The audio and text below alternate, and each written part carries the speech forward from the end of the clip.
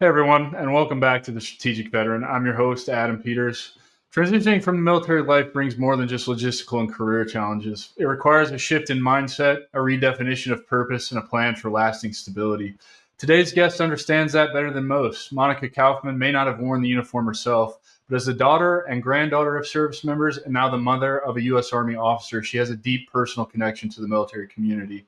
She's seen firsthand how service shapes lives and how navigating change, whether through deployments, career shifts, or life's unexpected battles, is more than just about financial security. It's about mental resilience, adaptability, and having the right systems in place to thrive. Monica is a CFP and the Director of Financial Planning at Harmony Asset Management, where she helps veterans and their families build financial strength that lasts. After supporting her husband through this battle with severe clinical depression, she realized the true stability isn't about the numbers. It's about designing structures that help you grow stronger through adversity. Now, through her work with Harmony Wealth Academy, she's bringing that philosophy to those navigating major life transitions, ensuring that veterans don't just survive after service, but build a future they're excited for. She believes that mindset is the foundation of success because, as she puts it, you cannot go where your mind hasn't gone before. God, I love that so much. I'm excited to dive into this conversation and explore how Monica's insights can help you approach your next chapter with confidence. Monica, welcome to the Strategic Veteran. Well, thank you for having me. I very much appreciate this. I've been looking forward to it for a while. Well, thanks for being here. Really excited to. You are in a space, a vertical, a business, a skill set that I think is sorely just not represented enough. There's not enough physical education in this country, period, end of story. And I think that largely applies mostly to our veteran community. Just through some of my own experiences with money when I was in the military, having leadership telling me that a TSP is a bad idea to invest money into, and now I know better. So Who really said that excited. to you? Who said that I to had a you? platoon sergeant and a squad leader when I was a private that told me that a TSP is not worth investing in. They convinced me. So you'll probably, let's just dive right into it. You're a certified financial planner. This is what you do. Their mentality, I think, on that, I don't think that they were trying to be bad leaders or screw me over. I really think they just, like me, were uneducated. And Mhm. I've always had kind of this, not always, but not anymore, but always, like, the more money you have out of your paycheck that you're not putting away is more money that you have to go spend on yourself and survive with, right? And so Right. they were approaching it from, like, if you invest in this, you'll be giving X amount of dollars per month out of your paycheck. Now, I think that's important to remember because when I joined the Army in 2003, I think my paycheck as an E1 every single month was like maybe $800. It wasn't Wow. much, right? So then my vision on, like, how much money I have accessible to me to pay bills and stuff, it's really a lot smaller than that when you start investing into a TSP. Now, obviously, hindsight's 2020. I understand that it'd been nice if I had a TSP because there'd probably be somewhere close to $1 million in there right now. Like, that Okay. would have been great to have, but unfortunately, that's not how everything shaked out for me. So I'm really curious. You come from a long line of military members in your family. You also have a son who's in the military. Why finances? Why are you in the financial space? Like, what started this journey for you, and, like, what really got you interested and passionate about helping people manage money? Okay. So there were a couple of things. I've always been interested in how things work, and my family eventually wound up in medicine. So on my father's side, they all wound up eventually in medicine. My brothers went into medicine, and I don't know why, but that scared me off. And I wound up going into economics because I saw it as, how does this actually work? We all deal with this. And I wound up doing economic research. And unfortunately, when you do economic research, you are crunching numbers that don't mean anything to anybody. It doesn't affect anybody's life. That's not a good place to be. When you spend hours staring at a screen and you're like, this means nothing. What am I doing? Right. Okay. Yeah. So that was part of it. And part of it was, there were a couple of things that happened. One, my husband went in to get, I was pregnant with our oldest, the one who's in the military now. He went in to go get life insurance, and we had a problem. He had something that showed up in his blood work that demonstrated a real issue. And on his side of the family, most of the men died very, very early. And my father sat me down and said, do you understand what this is? And I said, no. And I didn't know what to do with the life insurance. And an independent financial advisor sat down with me worked through the process and said, let's get you an insurance policy you can afford that will cover you while your kids are growing up. Mm-hmm. And that was the first exposure that I saw that, hey, there's somebody, yes, it's sales, who actually took the time to step back, understand the situation, and solve a problem. Well, that's super great because I have a background in that industry, and they're not all like that. I was No. one of them that was not like that. It was my job to get in your door, to write you a policy that you couldn't afford without explaining to you what you're really. Yeah, I hated it. It was miserable. There's a reason I don't have insurance licenses anymore. And I assume you were probably talking about a term policy while your kids were growing Yeah, up. it was. It was a 20-year term. Yeah, and those are great for that instance. And then you're just renting insurance, and you should let it go, right? Well, but that's the whole thing. Like, I could have converted it at one point, and then when I wanted to convert it, it was literally so darned expensive that I got to the point. And here's the thing. So I saw that first, and then his health went downward. Mm-hmm. And all of a sudden, he first rebounded back from the depression. The first episode, he really came back. But the point was, all of a sudden, I knew that I needed to find a pathway. And I was looking for a way to take the economic knowledge and actually translate it out. I too have seen people in my industry who aren't ethically there. They're motivated only by the commission. They are commission junkies. But the other piece is that when you see the financial lack of education, okay, and when you see what happens and you understand how that affects people. I mean, I personally, my parents got divorced when I was 6. And when they got divorced, my mother, who came from a family that was badly hurt by the Great Depression, she went backwards because all of her fears came roaring to the front. Mm-hmm. She was so petrified. So I grew up with that. And it was like, okay, how do I shift that dynamic? Because there are a lot of those patterns that she had that deeply affected me. So in a weird way, it all came together. And yes, I've seen a lot of people in the industry I don't like. I've seen good people in every firm. I've seen good people in every sector of this. But I've seen a lot of people who aren't as knowledgeable as they need to be, who are extremely accomplished salespeople, let's put it that way. And from my perspective, as I've gone through this over 20 years, my whole thing has shifted. It's like the only way the industry gets better is when we make individual consumers stronger so that they can demand better.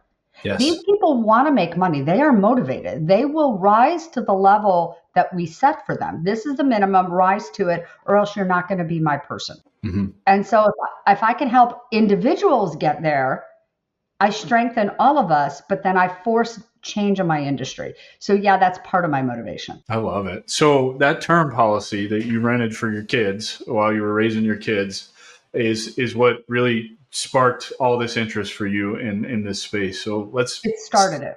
Let's go through your journey. Where did you go from there? Like, what was it about that term policy that really got you interested? I know you were already interested in the economic side of it. It seems like probably there's an element of some kind of purpose or being able to help people in there, discovering, you can put somebody in a term policy. If something happens to them, their kids will be taken care of type of thing. Is that what it was for you that really kind of caught your interest and like gave you meaning behind crunching numbers? It took a while. It started it. It took several different experiences along the way. That was the first one. But there were several other instances where, let's say, I was working with women entrepreneurs, and there was this one woman who was a translator, and she was a top scientific translator in Israel. And she was the best scientific translator going English, German, Hebrew, and all the way around, which is unusual. And she couldn't make or charge the same money as a man charged unless they were partners. So I wound up working with these women entrepreneurs, and it just started me down this path of thinking they don't understand their money composure. They have these tools in their hands. I need to learn these tools. How do I do it? And then the second time my husband had a major depression episode, I needed to get back out into work. I had been raising my kids, doing independent consulting work along the way. And that's when I said, okay, I want to get into this full throttle. And that's how I eventually landed at Merrill Lynch. Awesome. And at the time, Merrill Lynch really had the best training program. And like their expectations were twice as high. Mm-hmm. And you really, really, really had to hit it out of the park. And it wasn't just you had to perform and bring in a certain number of assets. Before they even let you have that business card that said financial advisor, they were looking to see how much you knew and how you handled it. Did you understand what you were talking about? Were you memorizing, or were you actually able to use real language to Yeah. explain what you were doing? That's a really good. I'm glad you said that because that's a really good lesson I got. I spent a lot of time in the insurance industry, so Mhm. I did the knock and door selling final expense, which what ruined that industry for me. That's where I started. I didn't want to give up the licenses, so I went work from home selling health insurance. Health insurance is a giant scam anyway. This I really hated that because I would look at different United Healthcare plans, and all they would do is change one thing and hike the premiums up, and I just hated it. But I Mhm. ended up in an Allstate agency, and I really do like the property and casualty side of things. It's not very lucrative. However, property and casualty actually makes sense to me because it's something that people they can relate to. They know that they need it versus like life insurance or something like that. It's really hard to sell because people just don't see the value in it. The value is present, to insure your house. You don't have an extra $340,000 laying around if something happens to your house. Let Yep. me go ahead and pay $2,000 a year in premium to cover that if something happens, right? Like it was just an easier sell. But the owner of that agency, when she brought me in, she said something similar. She's like, you just need to do enough to pass the test. Memorize these answers for this test. I'm going to teach you all the natural language to be able to sell this stuff. Right. Instead of speaking insurance terms to people, I'm going to teach you how to speak their language when they're shopping for insurance. And I think, you mentioning that that's a big barrier for, I know for me, when I was younger, learning finance and learning how to manage my own money is like, I don't understand these damn terms. It's in a language that I don't understand. Right. It is. And it's frightening because I've trained people who are young and who come into the industry, and a lot of them come in and they have these degrees. And I've lost a lot of respect for the education establishment within our culture because these kids have degrees and they on paper look stellar and they can't think their way out of a paper bag. Yeah. So in a real sense, what I like to do is I like to remind people these are tools. So when you do something, what do you like to do? When was the first time you ever held a tool in your hand? Was it a fork? Was it a spoon? Did you ever have like a play hammer? Were you afraid of it? No. Okay. You learned how to use it. All of these different things are just tools in your hands. Respect your tools, use the one that fits the purpose, and let's move on. It's not, I want to take the fear and stigma and the, oh my God, what is this out of the entire equation. Okay. Yeah. Yeah. And again, and I've told people who are brand new in the industry, if you're trying, for example, you want to take that Series 7 exam, there's 12,000 questions in that question bank. Yeah. If you think you can memorize your way through that exam, even if it's broken in half, good luck to you. It's like, no. You learn the system, you learn how to navigate, learn how to use the tools. Don't just give me the jargon. What does it mean? Yeah. Like, what's a bond? A bond is an IOU. I lend you money, you give me payments twice a year or 4 times a year, and then at the end of it, I get my principal back. Yep. That's it. Okay. What is amateur? I can't even say the word amateurization or whatever. Like that's still such a foreign word, but it's attached to literally everything that you finance right now, and people don't understand it. That's a big problem. It's why we have, I think, the debt that consumers carry in this country right now. It's off the charts. It's ridiculous, and it's because I don't know if your son has talked about this. Being an officer, he's probably dealt with this, but those privates that go out and they get a new car, yep, and their interest rate is like 30%. And you're like, holy shit. Like, how do you, I actually had I'll never forget it, 26.5%. I had a private one time that financed a damn Cadillac Escalade, a used Cadillac Escalade for 26.5% interest. And we sat down to break down his payments and like how much interest he was basically paying double for the car. If you really do the math on it. Yeah. And here's the thing, like my son, when he first went off to school, we didn't give him a car. Okay. We couldn't. My husband was in a position where he was not physically doing well, not mentally doing well. And so my son had to buy a car when he graduated. Okay. And he bought a used Civic. Yep. And he drove it into the ground. And what happened with that was, the problem is that when you buy a used car, you buy other people's deferred maintenance. Yes. And he didn't know enough. So we wound up with a situation where it fell apart while he was abroad on deployment. And he came back and all he wanted, he sat and he talked to some of the mechanics. that had been part of the group that had deployed and said, what do I buy? And they said, just buy a simple Toyota. He bought a Corolla, and people were making fun of him. It's like, how are you going to attract women this way? He said, I'm going to attract women because I'm financially stable. Yes. And that was the end of the conversation. Yeah. And, it's a good point that you bring up, because I fight this urge myself to this day, like going to we're a one-car family. I've structured my finances in a way to allow me to do this indefinitely. So that's how I've done everything. And so it's pretty inconvenient being a one-car family, working from home with my wife who works outside of the house. So I've been looking at vehicles, and I'm like, here's the deal. I have a little bit of mechanical background. My dad's an hour away. He's way better at it than I am. So let me go find one of these used vehicles that I can pay cash for, that I can just wrench on a little bit, because I don't need it to go on long trips. We have a brand new Prius for that, right? Okay. Like that, and the Prius is great because the cost of ownership on the Prius is so low. It's not even funny. Yep. 60 miles to a gallon, it costs 20. I think the most I've ever filled it up for when gas was $3.30 a gallon here was $26. That's awesome. To go 600 miles, right? And you're talking everything synthetic with Toyota now, so 10,000 miles between oil changes. When we bought it from the dealership, we get our first 5 oil changes for free. So it's like cost of ownership for this thing is very, very low.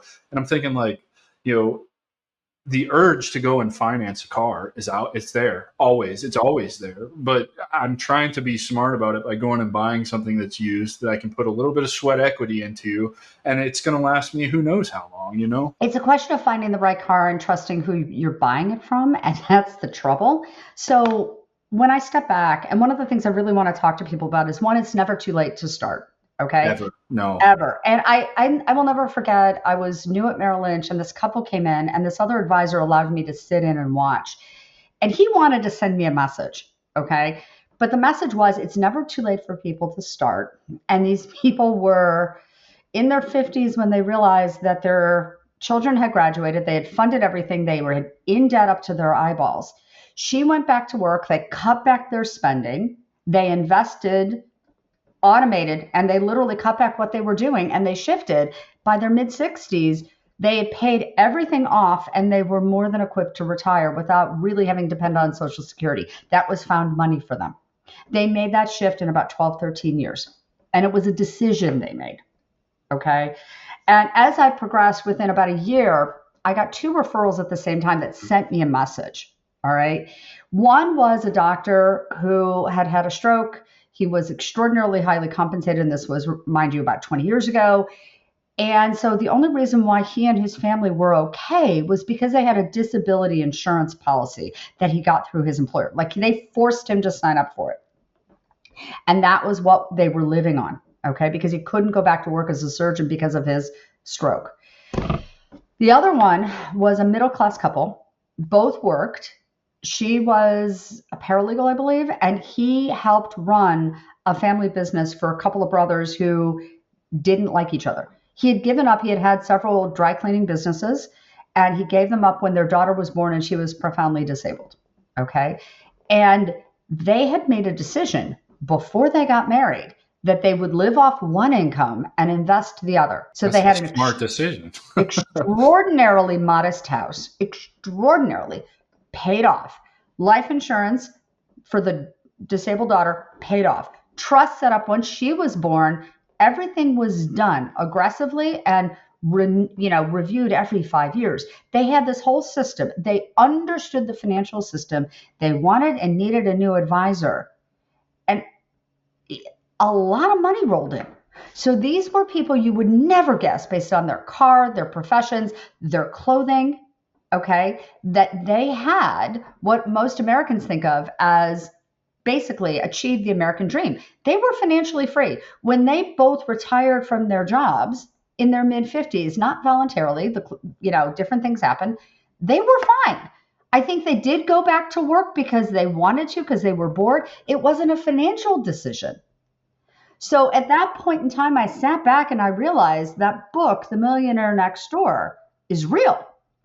Okay. It is absolutely real. And they have charted very carefully what an actual wealth mindset is. And what it is somebody who believes enough in themselves to defer gratification, use the money to build their life as opposed to buying stuff. Yes. God, I Okay. say this all the time. Delay your gratification and stop collecting stuff. Because, man, you could just look around. I'm sure, I don't know where you're at, but around me, there's probably 15 storage units. Oh, yeah. And they're all full. Like, they make tons of money because, I've got one of my best friends in the world. He's like, people love stuff. That's why a storage unit is a great investment, because people love their stuff. Like, think about that. You're paying monthly to put your stuff in a place that you're never going to use it ever. It's just going to sit there and collect dust. And so many people do that. And I have a very good friend who went into business with family and built out a storage unit out in another state. And they're going through that right now. And they're going to make a tremendous amount of money from it. And God bless them for that. But I mean, and it's funny. It's like, I was listening to Jordan Peterson, who's one of my favorites, absolute one of my favorites. And he talks about the fact that inner peace comes from inner order. Yes. All right. So you have to put your inner house into place. Okay. And you need to clean it up and put it in order. And sometimes one of the best ways to do it is to clear out the clutter. Okay. So I've been clearing out the clutter. Now, everybody can see behind me the bookshelves, and there's history books and there's fiction books, but there's also a lot of stuff that I use for work. And I'm sitting here thinking, how do I clear that out? But I am going through my life. I'm going through my home and clearing out clutter. If I don't need it, if it doesn't serve me in any way, shape, or form, I don't want to afford it. Yes. Okay. I love that. I can help you clean out the clutter of the books, because I just did this when we bought this house. I got tired of moving boxes and boxes of heavy ass books around. Mm-hmm. So I just, if you get the Goodreads app, I'm pretty sure you can still scan the UPC code on the back of the book, and it'll put it in a digital library for you. Oh, okay. That's so now. So I mean, obviously, I'll still have to go and probably pay for the ones that I want to read again, but at least I have a way to track what books I've read before without having to tote them around and then put in a whole lot of effort. So as I was unpacking boxes, I would just scan the UPC. It would go to my shelf on Goodreads, and then I'd put it in the donate box. That works. because I've reached this point in my life where, like, I don't want stuff anymore. I mean, there's certain things, right, like, that make my life easier with workflows or whatever, just comfort. Like, I can bend my rules a little bit about that, but overall, I want to collect stamps and a passport. I don't want to collect stuff, and, like, I don't know if you've looked at travel lately, but it's not really cheap to travel. No, it's not. And so I'm going to Peru in July, and that whole round trip is like $1,800. You know what I mean? And it's like, then that's not including, the Peru trip for me is a little bit different, because I'm leading a cohort to the ayahuasca retreat. So I don't really have to worry about, the other things. But for us to collect stamps in our passport, if we want to go to Europe for a week or two, you're talking another couple $1,000 just for hotels and food and, the trinkets that you're going to buy, because we all buy trinkets when we travel. And it's just expensive. And so, to your point, get your life in order, and then, you can get your finances in order, find your inner peace. You'll find, all that good stuff. It really does start with getting a hold of your finances. And so what I'd like to do is I'd like to use your expertise and kind of figure out a way while we're recording this to kind of give people, like, a main framework for how they should be thinking about, while they're in, even, or as they're approaching getting out, what they should be preparing themselves for financially, how they should maybe structure some things, maybe think about looking at putting money here, products that they should be looking to invest in, that kind of thing. Does that make sense? Yeah, it does. And let's start off a little bit. When I first started doing the financial education piece, it was because I realized I had developed a program many years ago for my kids' middle school, and saw really, truly 80% of the population is financially illiterate. And It's not anybody's fault. It's anywhere from 3 to 5 generations back that this all started. And the more complicated the system gets, the harder it is for people to keep up. Okay, so we'll start off with that. And financial advisors are not compensated to educate you. So we need to start with that. They're compensated to sell to you. And that doesn't mean that they're selling you what you want. But if you don't know what you want, okay, you don't know how to give them the feedback they need, or you don't know how to develop your team so that it serves you. Right. So when I did this, I sat down in front of a huge whiteboard, okay, huge. And I mapped it out. And it starts off with, at the top, the spiritual component. You were created to be free, but freedom is basically a synonym for responsible. You choose how you respond. That's what freedom is. Okay. That's so it so starts good. That's okay. so good. Okay. And then it trickles down. And the reality is it trickles down in a bunch of different areas. So there's the physical component. If you don't take care of yourself physically, you're not free. Okay. And then it moves to the intellectual, what you think and how you think. You own that. All right. And then it moves to the emotional. You have to be in charge of your emotions, social, and then financial. And the best paradigm I have for people comes actually from the physical space. And it was from a trainer on iFit, believe it or not. Okay. And he talked about a paradigm for you to think about it. So in the physical world, we talk about function. Everything has to be healthy. Okay. Everything has to work. You move from function to health, where everything works and works together the way it's supposed to. Then you move to fitness, and fitness is the ability to carry the load. And then you move to performance. Okay. So I just got over pneumonia. Mm-hmm. I got knocked down from fit to function because my lungs weren't working. And I had one lung that wasn't working, and I'm still in the healing process. Excuse me for that. Okay. But you do get knocked down and you have to climb back up. And this is the lifelong process. And that paradigm, that's the first thing that we interact with as children. When we're first born, we start, the systems hopefully all work, and we learn how to work them together. Then we learn how to carry the load by doing things like sitting up, crawling, walking, running, climbing. Okay. And that's the same system. So what I want people to do is to understand all the different components of their financial life, get them healthy and working together, and then have them move to fitness and move to performance. And when you understand that paradigm, you can understand that. Now, so that's the first piece. So when you can wrap your mind around that and say, okay, this is just the process I'm supposed to do, and there's nothing magical about it. Okay, there's no magic involved. Everything you need is inside of you. It's just a decision to do it. And there's nothing here you cannot master. Okay. Yeah, and the first step is doing what you probably don't want to do and taking a look at where you're actually at. Exactly. Because if once you know where you are, and then you decide where you want to go, and you have to write it out. I want you to write it out. I want you to speak it out. The gap is the opportunity. And the question is, how do we work backwards from where you want to be to where you are to get you there? So it starts with the mindset and understanding what wealth is. Wealth is something that pays you. It can pay you in two different ways. It can give you an income stream, or it can appreciate in value and then you sell it off. Okay. Or it can do both, but basically, to make that through, income is not wealth. And that is a key piece I need for people to understand. It's a big one. It is. So like that doctor who had this fabulous income and lived an incredible lifestyle, that income wasn't wealth. And what do you do when that goes away? So the first thing I say to people is, whether you're 18 years old or you're leaving the army or whatever, is that if you need to work to pay your bills, the first benefit you look for from an employer is disability insurance. Why? Because for pennies, if you buy it from the employer, pennies on the dollar, you can replace usually about 60%, maybe 2/3 of your after-tax income. What does that do? 70% of us are going to have a disability event in our lifetimes.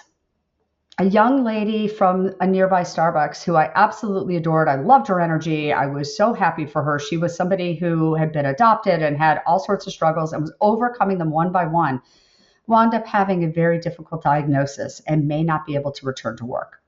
Had she spent what effectively would have been the cost of one Starbucks drink per pay period, she would have had replaced her income on an after-tax basis. And since 70% of us are going to have one of those events during our lifetimes, it pays to do it. So what I do with people when we first start out is we talk about the mindset pieces, understanding it, understanding what risk is. Risk is just a communicator, okay? I want you to understand what risk is and how to manage it. And then we also talk about the mindset, we talk about what risk is, and then we shift and we talk about building financial defenses. Once you get those up, you know that if you get knocked down, if you get knocked around, you may not get knocked down, but if you get knocked down, you get back up a lot faster. It's a lot easier to move forward from where you are to where you want to be if you know you have those defenses up and if you know how to manage them. And so once we get those defenses up, we turn around and then say, okay, let's build your foundation. And your foundation is two pieces. You can't move forward on only one of them. You need two. You need the emergency fund and the debt reduction. So for the emergency fund, what's a good rule of thumb now? Because I know it's changed as things have gotten more expensive. Okay, that's the problem. The rule of thumb has never really officially worked. There are some people that I've seen who, like one individual that I wound up coaching, he was from China, was here working for one of the tech firms out in California, and he already had his ticket back, was month to month on his rent. Everything he earned was getting invested. He was living with nothing. Okay. So how much of an emergency fund did he need? Because when it came down to it, when he left, he already had his way out. He didn't owe anything. So you sit back and you have to look at that. Now, on the other hand, when I look at people who are, let's say, 58 and up and are looking to retire at some point, the closer you get to retirement, the more you need in cash on hand. Why? Because if the decision is taken away from you, you do not want to have to go into your retirement savings earlier than expected. The other piece is, and this is something I've said to people, is I like having Roth money. Why? Because when you have a downturn, when the market goes down, and it happens, having a straight upward line on investments is just never going to be a long-term historical thing. That's ahistorical. That doesn't work. When you have Roth money, what happens is you take out what you need. And what that allows somebody like me to do is to say, you have a financial need. Let's manage it, your income need, to be tax sensitive. And so if you need extra money, we have a place to go without pushing you into the next bracket. So Roth money is incredibly effective. So again, the emergency fund discussion is highly personal. People used to say 3 to 6 months, depending on one income versus two. It doesn't necessarily work that way. I'm glad to hear you take this approach because I do feel like it's a very individual process. Mm-hmm. Like it's situation dependent, and telling somebody, I don't know, like me, to have 6 months worth of money on hand, like that's a lot. That's a lot with my expenses right now. You know what I mean? And like that's scary, and then like that's daunting, and it's overwhelming, and people really just kind of check out when you tell them that, right? So like breaking it down, like what you're talking about, to show them like this is what you should have an emergency fund for need. That makes so much more sense instead of just saying you should have 6 months. Well, and here's the other piece. If I turn around and I say to a client who has an HSA that they've been funding along for several years, the health savings account, okay, and they have disability insurance.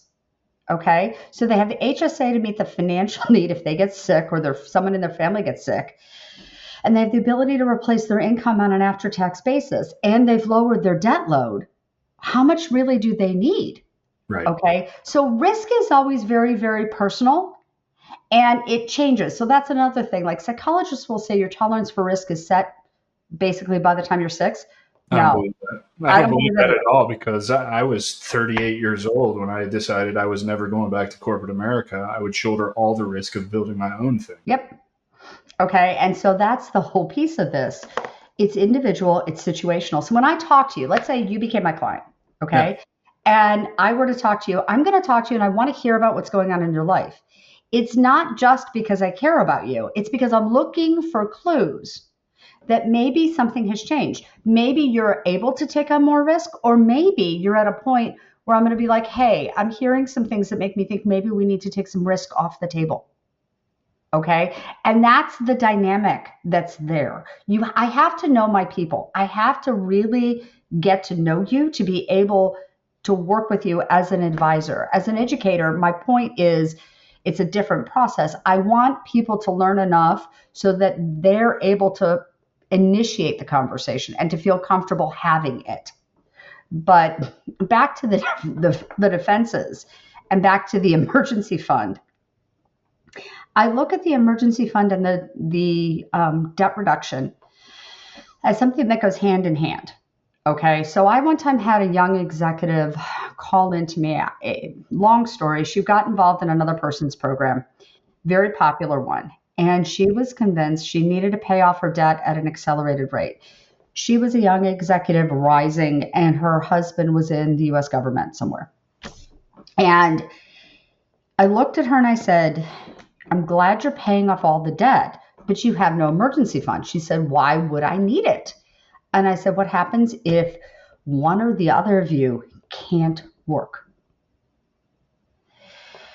She said, why would that ever happen? I said, because stuff does.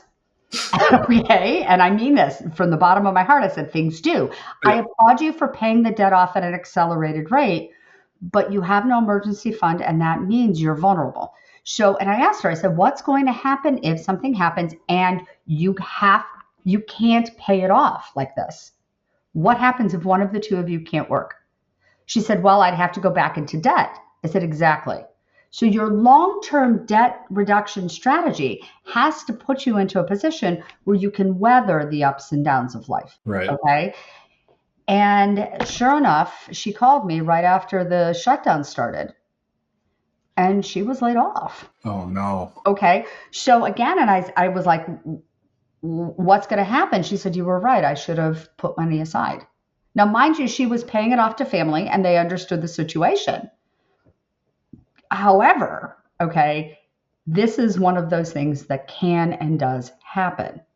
Okay. So it's a painful lesson right there. Well, but that's life. And here's the thing. We all go through painful lessons. I've gone through painful lessons. Everybody else has. There's no judgment here. Wherever you are. Stand back and say, okay, this doesn't have to be my end destination, but I need to feel the pain, wrap my head around what went wrong, and then say, okay, I'm going to do better, and then come up with a way to do better. And I mean, I look at people all the time and I'm like, you are going to make mistakes. It's like J.K. Rowling said, if you have never made a mistake, you haven't lived. Yeah. Okay. Well, and you saying all of this and your approach, like that's a good sign from your financial advisor. One, someone who gathers information so that they know who you are, so that they can, help you in the best way possible, but also one who admits that they've been in a similar position, because we've all been there. I don't care if you're the best financial advisor on the planet with all of the money. I guarantee you there's a point in your life where you had no money and you were just as backwards as all of your clients. So, I mean, like it's just true. Like we've all struggled at some point. You're just not really born unless you come from generational wealth. I mean, you're not born with an education on how money. Generational wealth typically does not last beyond the third generation. Yeah, that's a big one. And the reason for that is because the values that built the wealth don't get transmitted down. So one of the things that I was trying to work with a particular individual and organization for was to say, okay, to these founders who had made a tremendous amount of money, how are you going to transition the wealth that you built and the values that allowed you to build it to the next generations? And sometimes you have to subcontract that out because there's always family stuff and dynamics. It's like, no, let's step back and say, okay, your relationship is one thing, but these are just tools, and your family really wants you to make the most of your life with these tools and continue passing it down. So let's go back and look at this. Everybody has a relationship with money. The question is, why is it complicated? Is it serving your long-term goals? And how do you want to heal it? If there's a gap, how do you want to heal it? And that's what I work with people to do. That's my love. The investing money, that's something that other members of the team do. Okay. I work with them on that and I retrofit, I fight it out. But for me, My passion is making the system work for my clients when they're an advisory client, and when they're an education client, a coaching client. I really want them to learn how to master the system themselves. I want them to work with me or somebody else like me and be able to say, this is what I want. These are the things I'm considering. Help me figure out what works the best. Yeah. And, again, Do you get a lot of one of the big ones that I'm kind of interested in is I read a lot, particularly being in business. Michael Michalowicz has a profit first strategy that he says is how you should run your business. It's a really interesting philosophy. And you have some other insurance people that I latched onto when I was in that career who talk about don't ever make your mortgage payment. You should buy a house, get a HELOC, and then deposit all of your income into the HELOC and pay your money. All that kind of stuff. Like, do you ever work? You know what I'm talking about? Yes, There's so much noise out there, right? And so how do we cut through the noise and find real actionable strategies? Let's say I want to learn this stuff for myself. I don't necessarily want to have to be reliant on a financial advisor. I would like to know, kind of keep my finger on the pulse of what's going on, have some kind of education before I meet with a financial advisor. Yeah. I call it knowing enough to be dangerous, but you know what I mean? Like it's going to cause arguments between you and the person you're looking to hire, but also like shows the person that you're looking to hire that you're not going to pull one over on me. You're not just going to, put me in a product to make the most amount of commission and fuck me over, right? Like right. I'm that guy. I want to know. So how do we cut through the noise? What should people be paying attention to? What are some really quality resources or books that they should be reading to help start educating themselves? Well, the first one I want people to read is The Millionaire Next Door, okay, or The Millionaire Mind, same authors. And that's part of it, because I want them to understand that the mindset and the culture, the mindset of a lot of people around you and the culture of most of the people around you is not conducive to you actually achieving your goals. At all. Okay. So that's one. Two, I want you to specifically choose to surround yourself with people that are going to reinforce those changes. So, for example, there was a young man I mentored. I'm so proud of this guy. And when he first was looking to get married, when he first got engaged, they were planning to buy a house, and they were spending a lot of money going out with friends on the weekends, restaurants, bars, whatever. And I looked at him and I said, okay, so if you need to change that, but you need that social environment, tell me about the people in your group that you hang out with. Most of them were in the same exact place. I said, fine. Can you talk to them and say, hey, look, we all want to buy our first homes. We all want to get these things done. We're all starting our lives together. Instead of going out to restaurants and spending that much money, why don't we all meet at someone's house and change this once a week? Okay. Go to different people's houses. Everybody contributes. And it's a hell of a lot cheaper to buy one bottle of whiskey or 2 bottles of good wine than it is to buy 4 separate or 8 separate individual drinks. Yeah. Okay. Because you could say you have 4 couples, 8 people, and we walked through it. And they did that. And that's part of how he made those shifts to be able to buy the house when he wanted to buy the house. And so, again, you want to find people. Now, admittedly, most of the people around you are not going to share those values. As you progress in life, you're going to find that that community is going to shrink down to people who reflect your values in all areas. How you do anything is how you'll do everything. I love that phrase and I hate it. I just want people to get started. Okay. Yeah. So you're not going to want to give up everybody at once. But if somebody is a negative or a detriment to your accomplishing your goals, then you just have to create a little bit of distance. Okay. That applies to everything. Everything you want to do in life, you have to change your environment and the people. I never really understood the whole, you're the sum of the 5 people you hang around with most or whatever until I started changing who I was hanging around with. And it's not that I don't have love for those people or those people that don't have meaning in my life. It's just I was on a different trajectory. I wanted different from life, and I can't be around. It's like a magnet. Like, I love those people so much. They are my friends. They are my family, whatever that looks like. They're not intentionally dragging you down. It's just the dichotomy of your relationship with them. You want to be in their presence. You want to be doing the same things that they're doing. Right. This doesn't allow you to set yourself and put yourself in the mindset and develop the habits that you need in order to do whatever it is you're trying to do. So I'm with you on that 100%. Like you have to change that. I mean, my best friend in the whole world he just bought an $80,000 Explorer ST, and he's always buying brand new cars and always paycheck to paycheck. And that works for him. That doesn't work for me. And when I'm hanging out with that, I'm more apt to be buying the new gun that comes out, or more apt to want to go buy a new car because he just bought a new car. And, I mean, if you've ever bought a new car, it's a pretty cool feeling, right? Like it smells good. It's like yours. You put every mile on it, that kind of thing. Like there's definitely those psychological things behind it, but also like, I don't need a new car that's going to lose $20,000 in value the second I drive it off the lot. That's a depreciating asset. I'd rather not have a lot of those. I've shifted to looking for things that are going to make me money in the future. You know what I mean?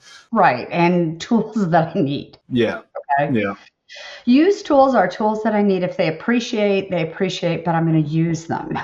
And that's part of what I want people to understand. And so it's like, I'm alone here. My husband is abroad right now, has been for several years, and I don't have family nearby. So for me, when I shop to buy a car, I'm looking for reliability first. And that is a very different feeling because I don't have the skill set, nor do I have the interest to constantly be repairing things. And I don't have a close personal friend or family member that I can go to for car repairs. And if I need to be able to go someplace, I need to be able to go. I don't want to spend the money on Lyft and Uber. No, that's gotten crazy. I was doing that for a while. And to your point, to get 4 miles to the other side of town for like physical therapy, for example, right now, it's $50 round trip. I don't even understand it. It's ridiculous. Insane. But like last summer I was in Arizona, and to get all the way across Phoenix, it cost me $12. Like, you know what I mean? It's ridiculous. And so to your point, and I think that even another lesson, right? Like, so you're looking for a reliable car, but you don't necessarily have the skill. Maybe there's something to working out their plan. Like you have X amount of dollars in cash to go and spend on this vehicle, take a couple extra few hundred, whatever dollars, buy that car, or go look at that car, have a pre-sale, inspection done on it, identify everything that could potentially go wrong with it. And then maybe it's worth it to spend $1,500 to just send it to that garage that did the inspection and have them fix all of those issues that they came out. And now maybe you paid $5,000 for the car, you invest $1,500 into fixing it, and it runs for the next 5 years, no problem. All you have to do is your oil changes. Now you're not leveraged to the gills with 9% interest on a brand new car and a payment that's, I see on social media these videos of car dealers. Hey, what's your payment? What do you drive and what do you pay? And it's like some people are paying $1,500 a month for a car. Yep. It's like if you didn't have that car, I mean, maybe you probably not going to find the greatest house for $1,500 a month in a mortgage, but you're talking your mortgage payment for a damn car. Like that's ridiculous. Well, and it's even worse than that because again, it's the total cost of ownership. So it's not just my gas. I have a car. It's an RDX. Long story with that, but it's not just my payment because I wound up having to finance it, but it's also the insurance. And I got a great deal. I got 3.9% financing when nobody else was getting that because whatever. And so the situation is, you look at the total cost of ownership for it, and it's extremely high. I live in Texas. Okay. I'm sorry, the grocery store is 4 miles away. Trader Joe's, because it's me and my graduate student son. Okay. I have 2 kids. I'm not eating a lot of food. I don't want to waste it. So I'm buying in smaller quantities. Getting to the grocery store that I prefer is an 8-mile drive. Mm-hmm. I'm putting a lot of miles on it because of where I live. This is not convenient. This is not a low-cost area to live. When we first moved here, this was a lower-cost area to live. It's gotten crazy. But the other piece is that inflation is very, very real. And that's a very significant thing. So when I look at somebody and they talk about, I made X%. Okay. Yeah, convert that to today's dollars worth, and you didn't make anything. Okay. So here's the thing. Your real return, your nominal return, what you see on that, minus your costs for doing the business, whatever it is, Okay, cost of transaction. With real estate, that can be extremely high. Okay, with anything that can be high. So your cost of the doing business, your inflation, and your taxation. And so most advisors aren't allowed to talk about the taxation piece. I don't do that planning, but I will bring that up. It's like, look, if I invest this in a retirement account versus in a taxable account, just because of the taxation issues, the retirement account will do better. Apples to apples. Okay. One of the things that a lot of people need to deal with in retirement is if they have to take them out of their retirement accounts, their traditional IRAs or their traditional pre-tax 401k. There's a penalty. There's the taxation on it on the way out. Okay. And even if you're not spending that money, it then gets reinvested in a cash account and that affects it. There are certain investments that when they go into a taxable account perform significantly less well because of the internal issues with taxation. So when you have standard mutual funds, you don't want them in a taxable account unless you literally have no other option. Okay, so that's part of what I teach people about. And that's part of what a responsible financial advisor is supposed to do. But like everything, every firm has its ethos, every firm has its guiding philosophy. And it takes a minimum of 5 years, more like 10 years, to make a really competent financial advisor. And the more competent the client, the more you'll force competence on the advisor. Mm-hmm. Okay. And don't be afraid to say, you know what, I don't think this is a good fit. Your financial advisor, I love my people, but I am very much aware, as much as I care about them and they care about me, I'm not their friend. I'm there to help them achieve their long-term financial goals, which are there to provide for their life goals. You don't live to work, you work to live. You don't invest, okay? You don't live and earn to invest.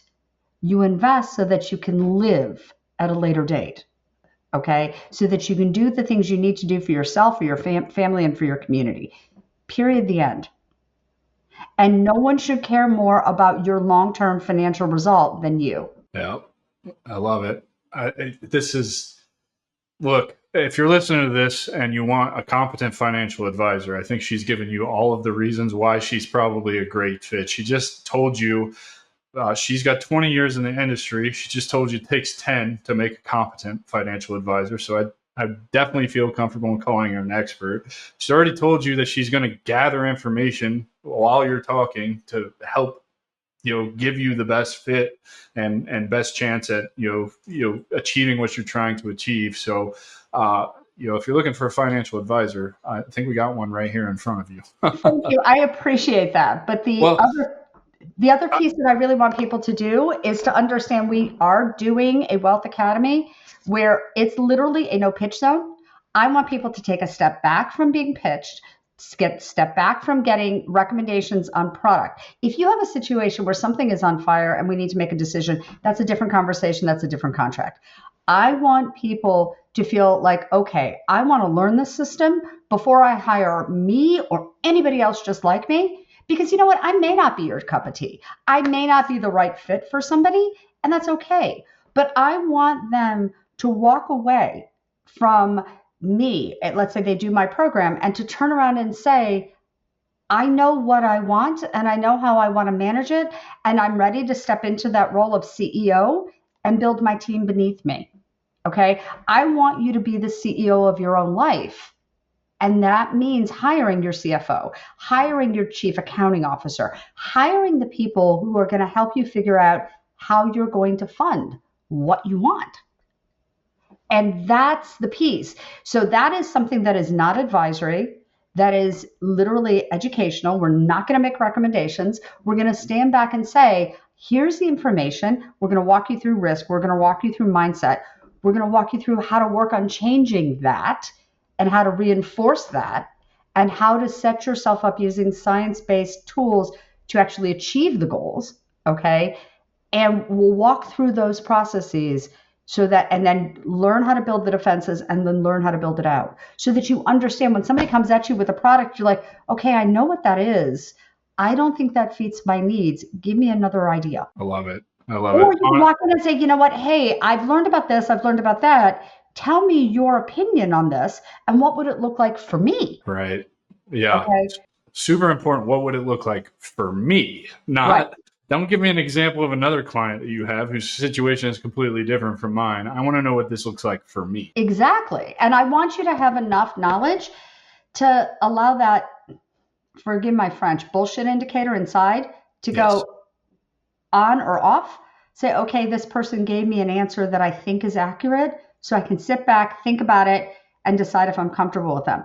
They're not, even if they're close to you, they're not your friend when they walk into that role. They're there to meet your needs. And if they don't, then you need Fire to have them. Find you another either have one. a conversation with them or you move on. Yeah. Okay. And it's hard. It's hard. It's hard when you realize, it is what it is. We personally at Harmony, outside of the education piece on the financial advisory, I do financial planning for people that's separate from asset management. So if somebody needs a viable plan, I will work through that with people. Okay.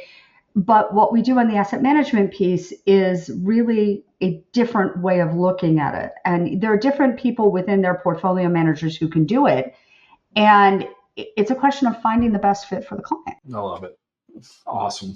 Well, Monica, tell everybody how they can find you if they're interested in your services, if they're looking to hire a financial advisor, or if they just want to take you up on the education. Okay, so what I'm going to do is I'm going to send you a link and you can get on my calendar. Things got a little messed up because of coming back from pneumonia. Yeah. I'm sorry about this, people. This is good. literally my first day back, but I'm willing to meet with any of your people. If they reference you guys, I'm happy to meet with them and have a conversation with them and figure out, look, what do you need? Okay. Maybe you really just need somebody to walk through an education piece. Maybe you need a couple of hours of coaching. Maybe you need the program. Maybe you need a financial planner and an advisor. We can figure that out, but I'm happy to have a discussion. There's no obligation to it. And I will give you that link and then people can sign up with me. So I'm happy to do it. Awesome. Monica, I really appreciate all the great conversation here today. Thank you for doing this, for just coming and offering to share your knowledge with the community I care very deeply about, obviously. Ladies and gentlemen, I give you Monica Kaufman. Please reach out to her. Please learn how money works. Please set yourself up for success, because this whole rat race that we've been in, this just hamster wheel with finances, you can break free of it. And when you do, it's pretty cool to walk around more or less debt free. The only thing I have is a mortgage right now, which is pretty Good cool. for you. Yeah. I mean, it's not exactly where I want to be, but we're well on our way. And so, the only thing I have to worry about when paying bills is the mortgage payment. And that's pretty nice. I had a planning client that I adore and phenomenally successful. And quite frankly, if you looked at where she lives, I mean, it's not a bad place, but you would never guess that she has what she has based on the car she drives or where she lives. And the reality is, that's the way to do it. The people who build lasting wealth and who live without stress aren't interested in showing it off. Wealth whispers. Yeah, look at Warren Buffett. Warren Buffett lives in his childhood home. I get it, but it's pretty big. I mean, but isn't that the house? I mean, like, he didn't buy that. That was his parents' house, I think. And he drives like the same car for the last 30 years or something like that. I don't even know if he drives anymore. I think he has somebody drive him. But I mean, I think there's security reasons why he might need a better car. Yeah. But I mean, to my point, he's lived his whole life pretty modest for a multi-billionaire, right? Like, and he talks about it openly and talks about that mindset piece. So anyway, I digress. Monica, thank you so much for being here. You provided incredible value, and I really hope that the folks that listen to this find the value in it and reach out. There's probably going to come a day where I'll hire you as well. I'm happy to hire you. I'm happy to work with you anytime. Yeah. I mean, with this AI company and stuff, and the amount of money I stand to have coming in, I'm like, I'm not interested in trying to manage that. I'll just give it to the professionals. I'm not a greedy person. I think that's another part of the mindset thing is like, it's okay to pay people to do the things that you don't enjoy doing. And I know that my education is never going to be on the level that yours is. I understand where I need to go and the things that I need to do, but I would just rather pay somebody to manage that for me with my end goal in mind than to put in the time and energy and do it all and manage it all myself. I've got other things I could be. Here's the thing. I respect the fact, and I appreciate the compliments, but I respect the fact that everybody has skills and they're unique. And there are a lot of things that you can do that I am absolutely positive I could not. Right. And so there's I've learned through this that everybody has something that I can learn from. Yes. And that there is so much value in just sitting back and honoring the person. Yes. So thank you. And I want everybody in this community to know I care about you very deeply. I talk to my son daily. I hear the stories. I hear what you guys go through. I have maybe 0.5% understanding of it, but I'm here and I'd love to serve you. So if you ever need anything, just reach out to me because I can't do much, but whatever I can do, I'm happy to do. Awesome. Ladies and gentlemen, take care. We'll see you with another awesome episode next week. This has been Monica Kaufman on The Strategic Veteran. Take care. Bye, everybody. That's our show, and I'm truly thankful you've joined us at The Strategic Veteran. If our conversation today sparked curiosity or if you're ready to elevate your game, I'm here to help. Visit thestrategicveteran.com for exclusive show notes and resources or to book a coaching session directly with me. Take a moment to subscribe to our podcast and share your review. Your support makes all the difference. For more insights and daily strategies, let's connect on LinkedIn and keep the conversation going. Remember, this isn't just a podcast, it's your strategic advantage in action. Until our next rendezvous, stay bold and continue the mission.